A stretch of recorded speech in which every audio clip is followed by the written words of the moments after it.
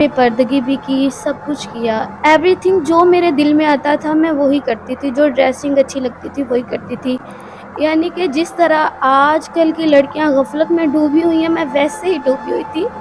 لیکن اللہ کا میری ہدایت میں میرا کوئی کمال نہیں. اللہ تعالیٰ نے مجھے ہدایت دی، اس نے سیدھا رستہ دکھایا جو ان تمام کاموں سے نفرت ہے جو اللہ تعالیٰ کی مرضی کے خلاف ہے. اور میں اللہ سے یہی السلام علیکم ناظرین، آج کی ویڈیو کا ٹاپک ہمارا کچھ الگ انوکھا ہے. امید کرتا ہوں اس ویڈیو سے آپ کو بہت کچھ ملے گا. ویڈیو پلے کرنے سے ایک چھوٹا سا ریکویسٹ ہے، اگر چینل پر نئے ہے تو چینل ضرور سبسکرائب کیجئے. تو چلتے ہیں ویڈیو پلے کرتے ہیں، ہمارے ساتھ ویڈیو پورا دیکھتے رہے. پھر ٹک ٹاک جو آیا تو اس پہ میں نے ویڈیو بنانی شروع کی، انسٹا پہ شوٹ بھی کیے، بے پردگی بھی کی، سب کچھ کیا، ایوری تھنگ جو میرے دل میں آتا تھا میں وہی کرتی تھی، جو ڈریسنگ اچھی لگتی تھی وہی کرتی تھی. یعنی کہ جس طرح آج کل کی لڑکیاں غفلت میں ڈوبی ہوئی ہیں میں ویسے ہی ڈوبی ہوئی تھی. لیکن اللہ کا میری ہدایت میں میرا کوئی کمال نہیں. اللہ تعالیٰ نے مجھے ہدایت دی، اس نے سیدھا رستہ دکھایا اور اس نے وہ رستہ مجھے خواب کے ذریعے دکھایا. وہ 5 منٹ کے خواب نے میری ساری زندگی بدل دی. اور آج میں آپ کے سامنے بیٹھی ہوئی ہوں.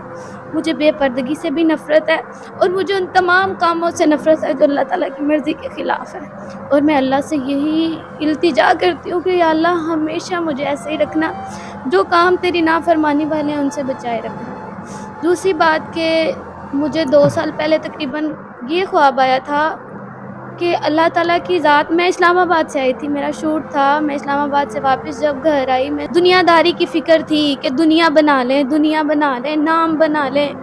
لیکن اصل نام یہ نہیں ہے جس کے پیچھے ہم بھاگ رہے ہیں. دنیا تو فانی ہے، یہ تو ختم ہو جانی ہے. اللہ کو جا کے بھی تو ایک منہ دکھانا ہے نا. اللہ نے ہمیں اشرف المخلوقات بنایا ہے، اس کا ہمیں پیدا کرنے کا ایک خاص مقصد ہے. اس مقصد کو آج ہم بھولے ہوئے، میں بھی بھولی ہوئی تھی. اللہ تعالیٰ نے مجھے وہ خواب کے ذریعے رستہ دکھایا اور میں اس رستے پہ آج چل رہی ہوں اور میں اس کی ذات کی بڑی شکر گزار ہوں. مجھے خواب یہ آیا کہ جب میں آ کے گھر اپنے سوئی ہوں تو مجھے خواب آتا ہے کہ قیامت برپا ہو گئی ہے. نفسا نفسی کا عالم ہے. اور خواب میں مجھے اتنا بھی پتا ہے، حالانکہ میں دین سے اس ٹائم بے خبر تھی، خواب میں یہ بھی پتا ہے قیامت بھی آ گئی ہے، آسمان ریڈ ہو گیا ہے، زمین کے اوپر پاؤں نہیں رکھا جا رہا اور سارے لوگ میدان عرفات کی طرف بھاگ رہے ہیں اور آواز آتی ہے کہ سور پھونک دیا گیا ہے. اور آج جنہوں نے اللہ کی نافرمانیاں کی ہیں، آج تم نے جو دنیا میں کمایا تمہیں اس کا صلہ مل جائے گا.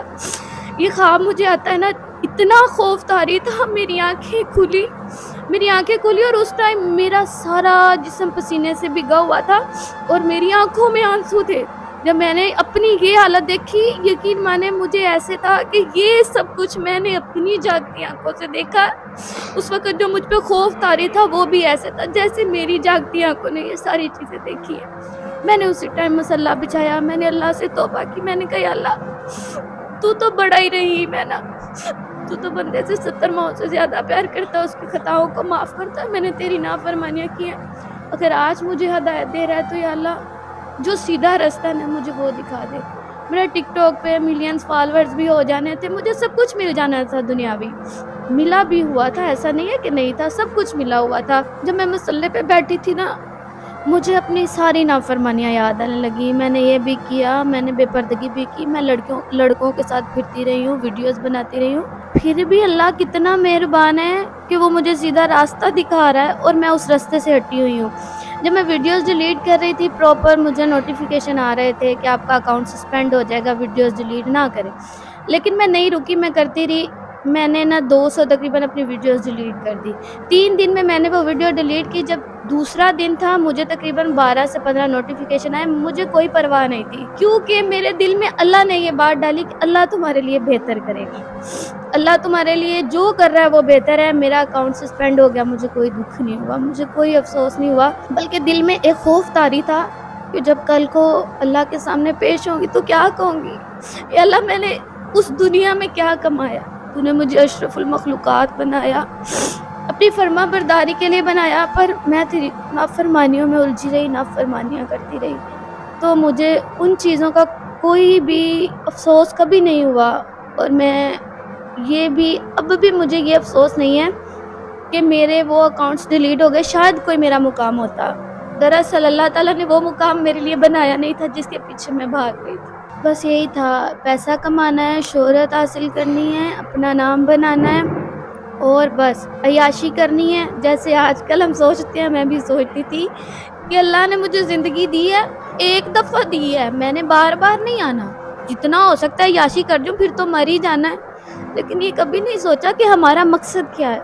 جب اللہ نے دل میں خوف ڈالا تو ساری باتیں اللہ نے دماغ میں بھی ڈال دی، سوچ بھی آنے لگی. میں بھی بے پردگی کرتی تھی، میری بہت ساری ویڈیوز ہیں، آج میں ان کو دیکھتی ہوں میرا ضمیر مجھے جھنجھوڑتا ہے کہ تم کتنی نافرمانیاں کرتی رہی ہو.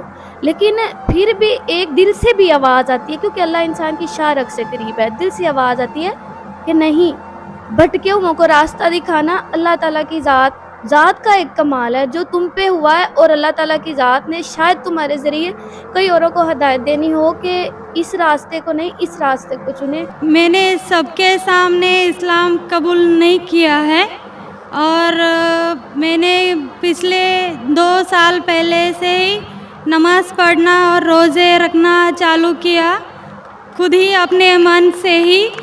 تو میں یہ چاہتی ہوں کہ آپ سب کے سامنے مجھے اسلام قبول کروائیں، یہ میری آپ سے گزارش ہے. اور میرا یہ سوال ہے کہ میں ایک مہاراشٹرین پریوار سے ہونے کی وجہ سے جو سبھی نان مسلم کے دل میں ہوگا جنہوں نے اسلام قبول کیا، وہ یہ ہے کہ میرے گھر پہ جو بت پرستی ہو رہی ہے اسے کیسے روکوں اور اس سے کیسے بچوں، اور میرے ساتھ میرے ماں باپ کو کیسے سمجھاؤں کہ خدا ایک ہے.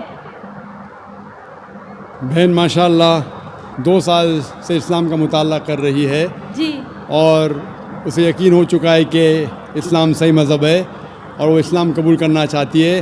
بہن میں آپ سے پوچھنا چاہتا ہوں کہ کوئی شخص آپ پر زبردستی کر رہا ہے اسلام قبول کرنے کے لیے؟ نہیں. کوئی آپ پہ دباؤ ہے؟ نہیں.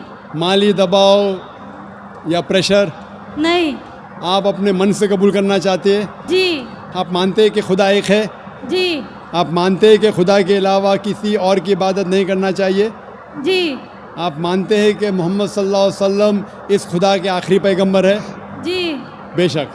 اور آپ چاہتے ہیں کہ سارے لوگ کے سامنے آپ قبول کریں؟ انشاءاللہ میں عربی میں کہوں گا اور آپ اس کو دہرائیے.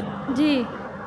اشہدو اشہدو اللہ اللہ الہ الہ الا اللہ الا اللہ و اشہدو واشہدو انا انا محمدن محمدن عبدہ عبدہ ورسولہ.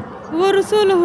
میں گواہی دیتی ہوں میں گواہی دیتی ہوں کہ اللہ کے علاوہ علاوہ کوئی معبود نہیں کوئی معبود نہیں، اور محمد صلی اللہ علیہ وسلم اس کے بندے اور رسول ہے. ہیں. ماشاءاللہ آپ مسلم ہو چکے. جی شکریہ. اللہ آپ کو جزائے خیر دے. اور میں کہوں گا کہ مجمع کتنے لوگ ہیں پتہ نہیں، 1 لاکھ سے زیادہ لگتے ہیں. میں کہوں گا کہ سارے سامعین سے کہ آپ کے لیے دعا کرے اور اللہ آپ کے جد و جہد کو قبول فرمائے. آپ کا سوال تھا کہ آپ کس طریقے سے آپ کے گھر والوں کو، آپ کے والدین، آپ کے والد والدہ کو کس طریقے سے اسلام کی دعوت دے اور کس طریقے سے یہ ثابت کرے کہ خدا ایک ہے. سب سے پہلے جس طریقے سے میں تقریر کیا ہوں، کیونکہ آپ ایک مہاراشٹرین خاندان سے تعلق رکھتے ہیں، ظاہر ہے کہ آپ ہندو خاندان سے تعلق رکھتے ہیں. آپ اگر میری کیسٹ سنیں گے similarities between Islam and Hinduism, اسلام اور ہندو دھرم میں یکسانیت، میں کہوں گا والنٹیئر سے کہ میری طرف سے آپ کو ایک تحفہ دے. آپ اس DVD کو دیکھیے اور وہ DVD کا مطالعہ کرنے کے بعد آپ کے والدین، آپ کے گھر والوں سے یہ کہو کہ آپ جو یکساں ہے ہندوازم اور اسلام میں، اس کے اوپر کم از کم عمل کرو، اور انشاءاللہ اللہ سبحانہ و تعالی آپ کے گھر والوں کو ہدایت دے گا. میری یہ آپ سے التجا ہے کہ آپ جب اسلام قبول کرتی ہیں اس کے بعد آپ کے گھر والوں کو احساس دلاؤ کہ آپ اور بہتر انسان بن چکی ہے. اگر آپ جو کچھ آپ کے والدین کہتے ہیں آپ ان کی ساری باتوں پہ عمل کرو, صرف وہ بات جو اللہ اور اللہ کے رسول کے خلاف ہے, جو قرآن اور صحیح حدیث کے خلاف ہے. اس کے علاوہ جو بھی باتیں, جو بھی حکم آپ کے والدین آپ سے کرتے ہیں آپ اس کا پالن کرو. ان کو یہ احساس ہونا چاہیے کہ میری بیٹی جب اسلام قبول کی اب وہ مجھ سے اور محبت کرتی ہے, وہ میرا اور کہنا مانتی ہے, اس کی مجھ سے اور چاہت بڑھ گئی ہے. کیونکہ اسلام میں ہے کہ ماں کے پیر کے نیچے جنت ہے. اسی لیے آپ کو یہ احساس دلانا پڑے گا کہ آپ ان کی اور اچھی بیٹی ہے. صرف وہ چیز, جو چند چیزیں جو وہ کہتے ہیں قرآن اور صحیح حدیث کے خلاف ہے, وہ چھوڑ کے آپ ان کی ساری باتوں پہ عمل کرو, چاہے آپ کو مشکل ہو. مثال کے طور پہ آپ کو پسند ہے پیلا پہننا, وہ کہتے ہیں نیلا پہنو, آپ نیلا پہنو, کیونکہ نیلا پہننا اسلام میں حرام نہیں ہے. تو اس طریقے سے جو بھی باتیں آپ کے والدین آپ سے کرتے ہیں آپ ان سے اور محبت کرو, آپ ان سے اور پیار کرو. اس طریقے سے انہیں احساس ہونا چاہیے کہ یہ نیا دھرم, یہ نیا مذہب جس میں آپ داخل ہوئے وہ کہتا ہے کہ اپنے والدین کا خیال رکھو.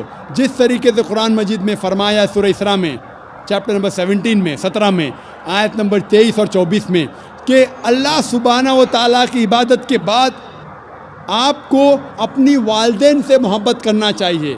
اور اگر دونوں میں سے ایک یا دونوں والدین اگر ضعیف ہو جاتے ہیں آپ ان کے خلاف اف تک مت کہو, لیکن ان کے ساتھ اچھا برتاؤ کرو اور ان سے پیار اور محبت کرو, اور اللہ سبحانہ تعالیٰ سے دعا کرو کہ میرے والدین کو برکت دے. اور جس طریقے سے ان نے بچپن میں میرا خیال رکھا اے خدا آپ ان کا خیال رکھو. تو اسلام میں والدین کی عزت کرنا ضروری ہے. آپ اگر اچھا برتاؤ کریں گے انشاءاللہ ہم دعا کریں گے کہ اللہ سبحانہ و تعالیٰ آپ کے والدین اور آپ کے گھر والوں کو بھی ہدایت